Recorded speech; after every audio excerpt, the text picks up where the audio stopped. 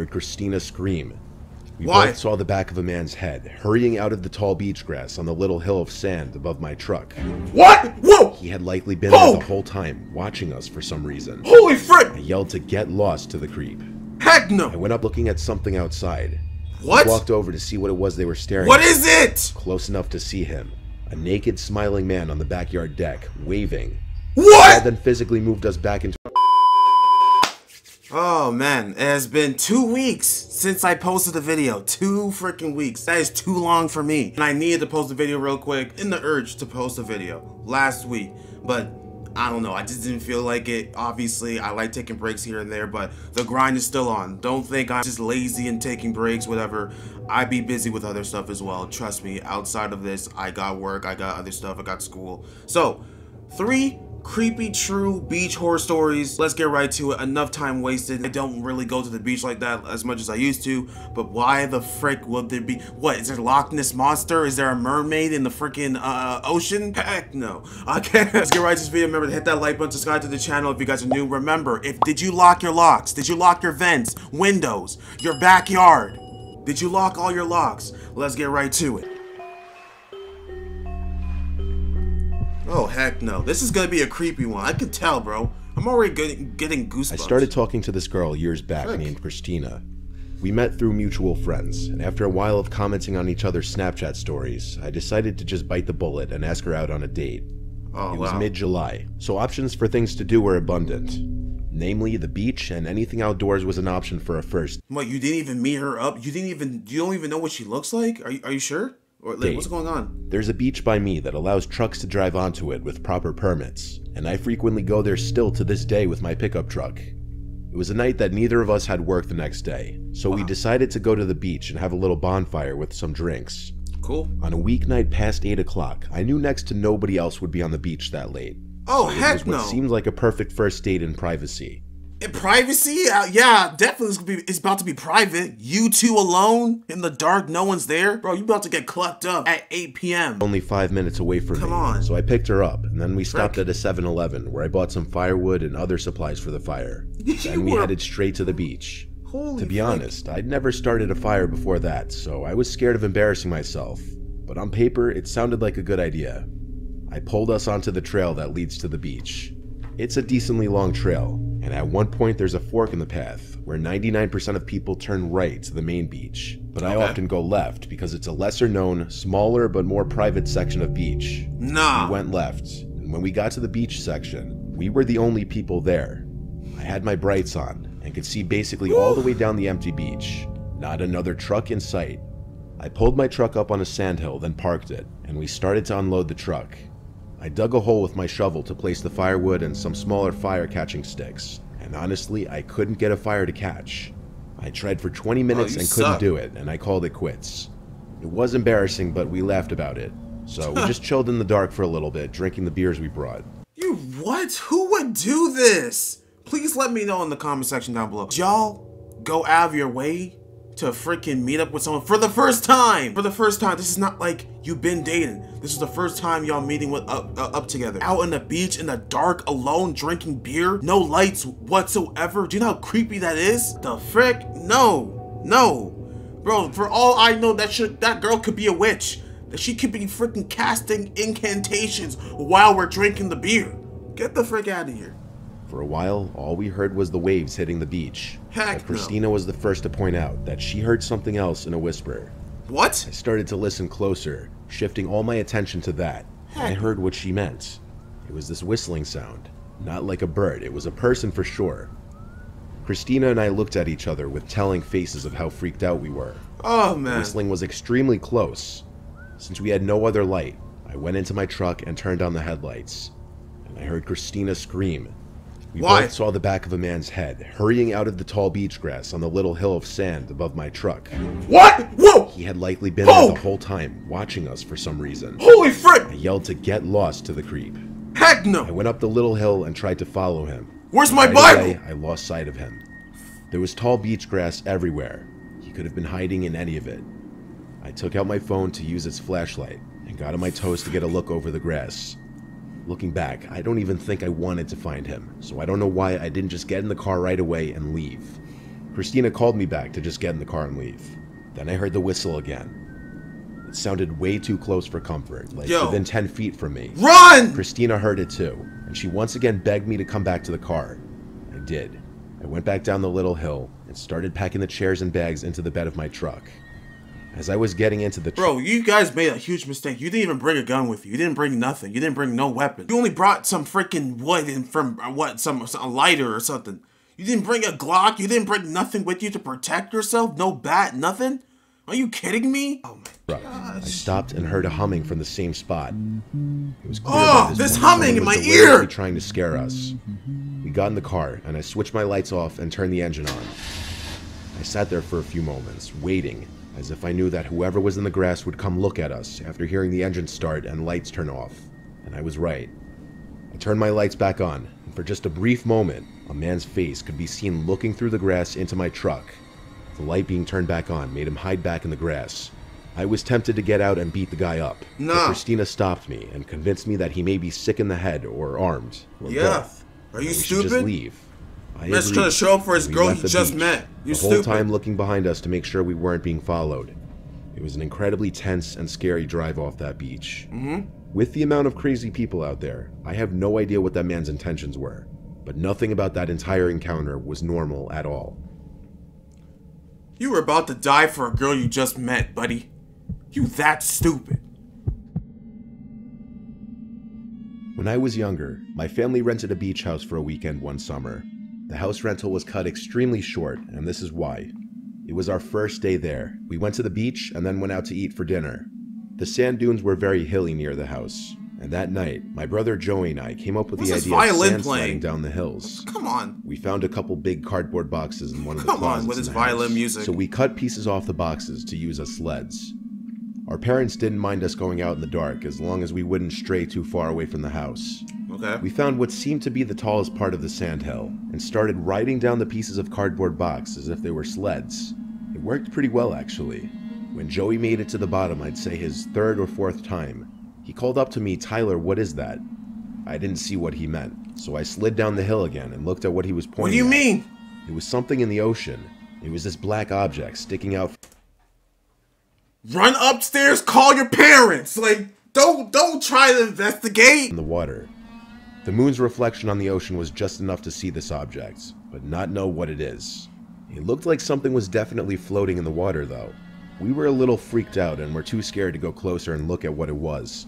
So we walked a little further down the beach to look for a different hill. We found one that wasn't as tall, but it was still near enough to the house. My brother slid down the hill first. I stood at the top watching. I looked out to the ocean again, and I saw that black object in the water again. It's as if we didn't even move. Okay. As if it followed us. Bro, run! I led Joey to look at the ocean again. He looked and probably saw it right away, because he ran up the hill to me freaked out. Good. We were discussing what we thought the thing could be. Maybe we didn't move as much as we thought we did. Fam, we stared at the object for a while. Nervous. And we could see it was bopping around a bit.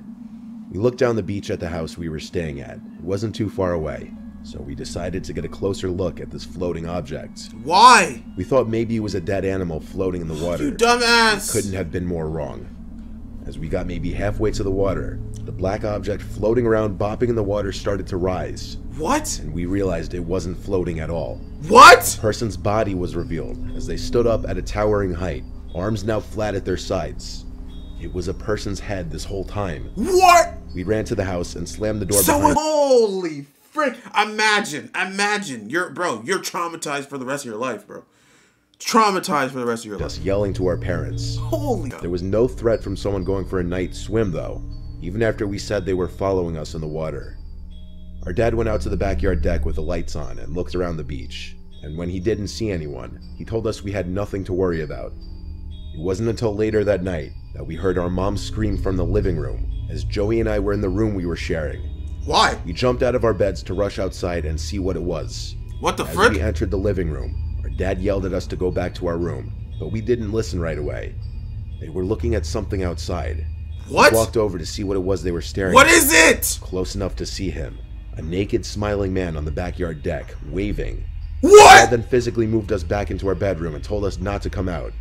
We heard everything, as our dad was screaming threats of calling the police at the man. Then there was... A naked smiling man? What is it, some homeless man just came out out of nowhere?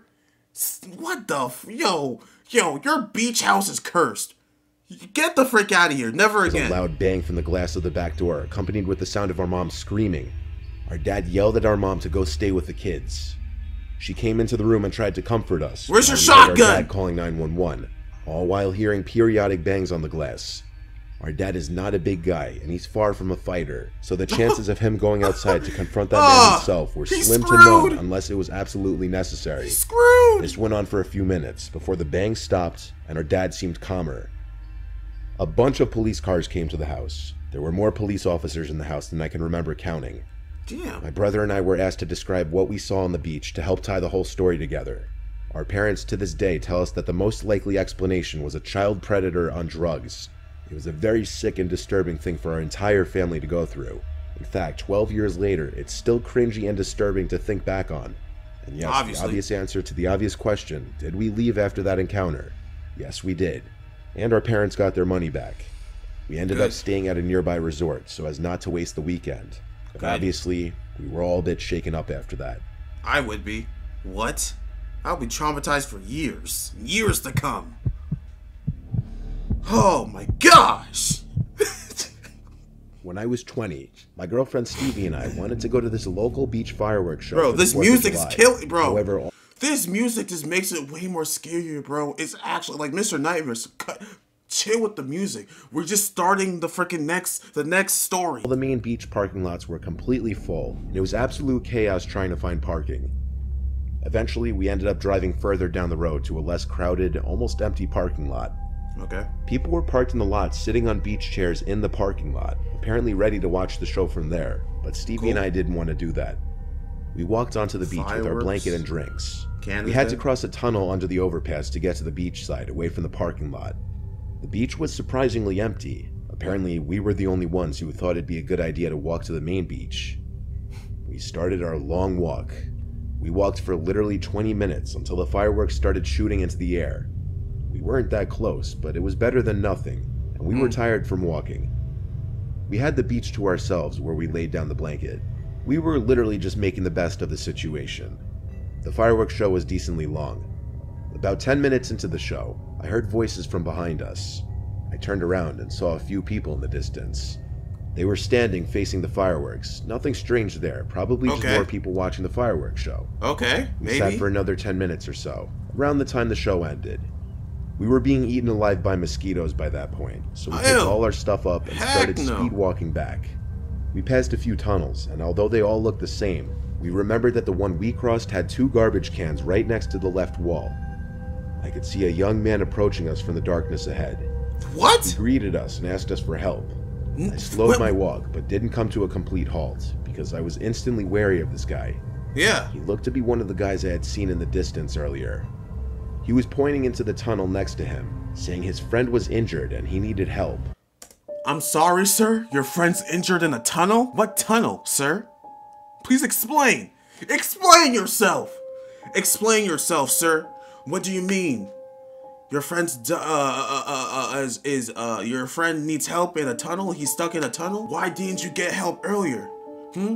I thought I recognized you about 15 minutes ago. You were the same person that I saw when the fireworks was going on. Now your friend's in a stuck in a tunnel 5-10 minutes later? That happens? That's a thing? Sir, if you do not freaking leave and exit my presence right freaking now, I have no time for you. I'm trying to take my significant other or my friend or whatever home. Shut the frick up and leave. What the heck? But that he didn't have a phone on him. Stevie seemed equally sketched out the guy while holding her, gauging this young Hispanic man who appeared to be in his mid-20s. I asked him where his friend was, and he said in the parking lot beyond the tunnel. I looked into the tunnel, which was completely pitch black. Yep. There was no way in hell I was going through there. You're dumb. It seemed incredibly off. Are you dumb, I apologized and said we're in a hurry. Are you Stevie idiotic? along with me as we continued to walk quickly away.